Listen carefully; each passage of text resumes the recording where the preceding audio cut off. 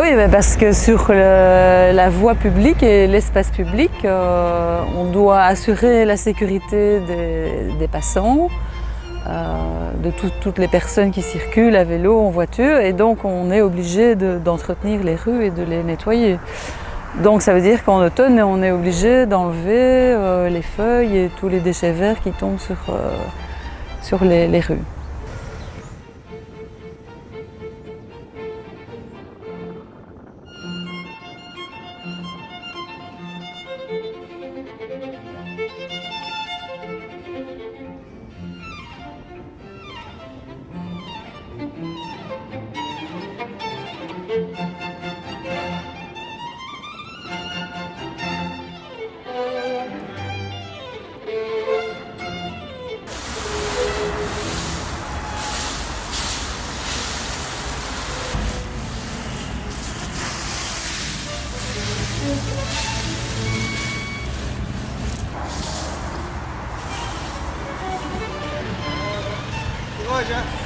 Enfin, on n'a pas seulement des déchets verts en automne, parce qu'on a des déchets verts toute l'année.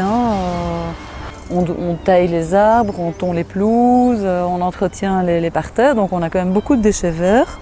Et pour le moment, à Wezenbeek, on externalise le traitement de tous ces déchets, c'est-à-dire qu'on a un contrat avec une entreprise qui donc apporte tous ces déchets dans une centrale où ils sont compostés.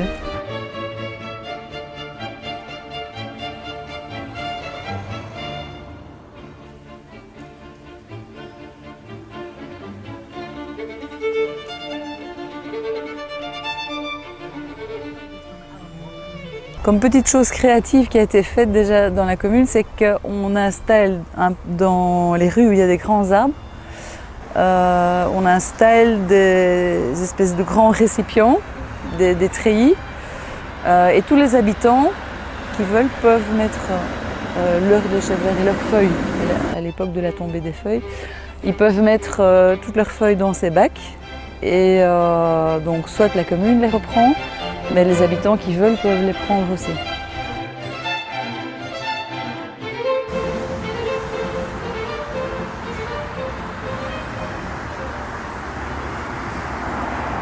Et donc non seulement ça peut faire partie d'un compost, mais les feuilles peuvent aussi servir à couvrir les sols. Parce qu'en fait, dans les nouvelles méthodes, dans la permaculture et toutes ces méthodes de culture-là, la première chose à faire, c'est de couvrir les sols. En été, ça maintient l'humidité dans le sol, donc il faut beaucoup moins arroser quand on a des sécheresses, par exemple.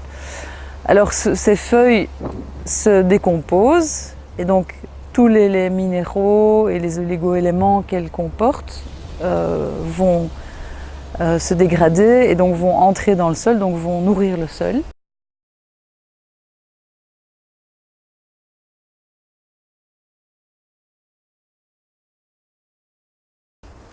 Il n'y en a plus non plus. Donc en fait ici, on met les réserves de matières sèches. Puisqu'en fait dans un compost, il faut des matières sèches et des matières humides. Et puis alors après, en fait environ tous les 3 mois, on fait un transvasement. Donc quand le bac ici est rempli, donc on doit le transvaser une première fois ici, et puis une seconde fois là. Et alors ici, au final, on obtient de la terre. Donc tous les déchets verts forment ce qu'on appelle la biomasse.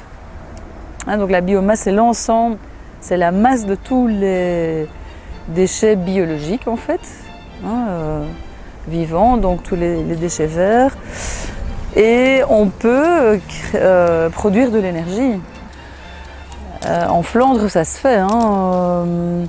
Donc, par exemple, toute la végétation qui est entretenue au bord des autoroutes flamandes, une grosse partie est transportée dans des usines de production de gaz grâce à la biomasse.